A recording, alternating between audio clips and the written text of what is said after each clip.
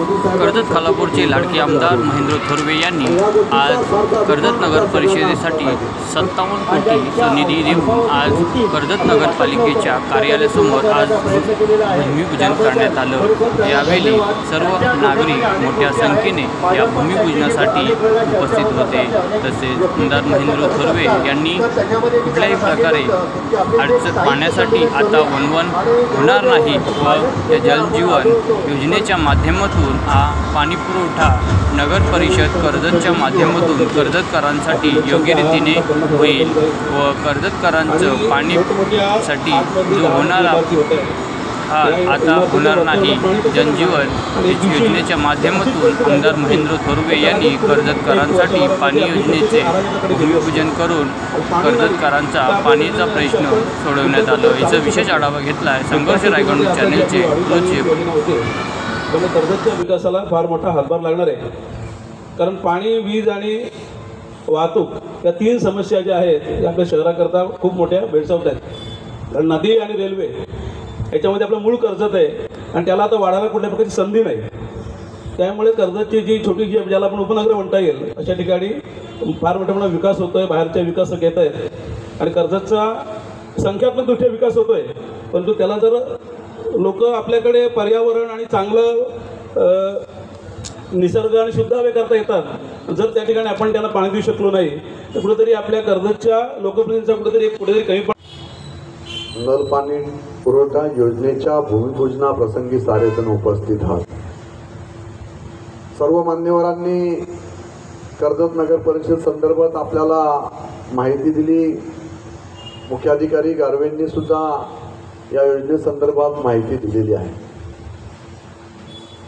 परंतु मित्रांनो, मी आज तुम्हाला या ठिकाणी आवर्जून सांगेन की कर्जत नगर परिषद हद्दीतील या मतदारसंघाचा आमदार झाल्यानंतर सातत्याने संपूर्ण मतदारसंघाचा विकास करत असताना ज्या ज्या मूलभूत सुविधा शहरासाठी अपेक्षित आहेत, या सुविधा कर्जत आपण मुंबईपासून जवळ असणारा आपला हा तालुका तरीसुद्धा आपण अनेक मूलभूत सुविधापासून वंचित होतो। ग्रामीण भागात तर ती परिस्थिती होतीच, परंतु माझ्या शहरी भागाची सुद्धा अतिशय दयनीय अवस्था होती।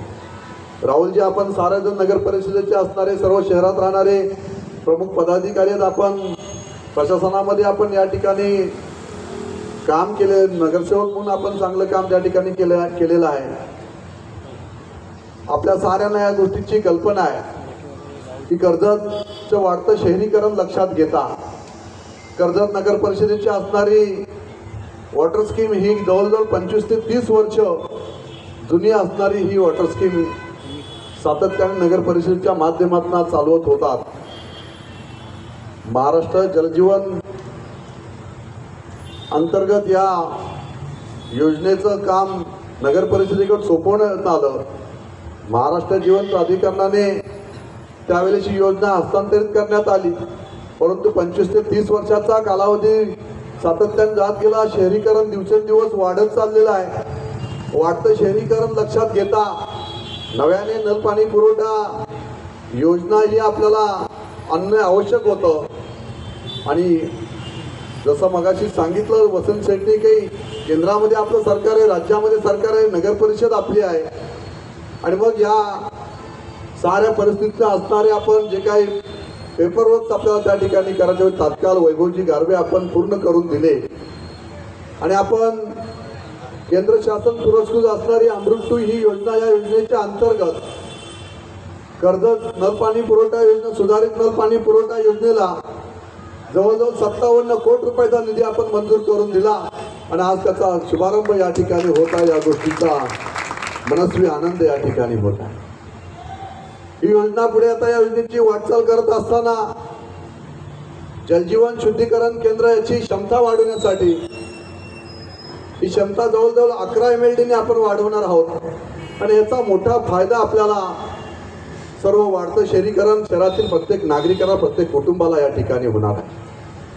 कर्जत शहराची जर आपण रचना आपण साऱ्यांनी पाहिली तर आजूबाजूचा परिसर गुंगा असेल, भिसेगाव असेल, आकुर्ला असेल, सिरसा असेल किंवा या परिसरातून असणारे दैवली असेल, त्या साऱ्या परिसरातून असणारी ही आपली शहरीकरणामध्ये असली तरी गावची असणारी गावे त्या साऱ्या परिसरामध्ये नव्याने आपण त्या ठिकाणी पाण्याच्या टाक्या आपल्याला त्या ठिकाणी नव्याने घेता येतील आणि प्रत्येक वेळेला असणारी MSEBची समस्या आपण वेळोवेळी आपण त्या ठिकाणी जाणते आहात का MSEBची लाईट गेली तर पाणी हा खंडित व्हायचं आणि कर्जतकरांना पिण्याचं मुबलक पाणी आतापर्यंत मिळत नव्हतं.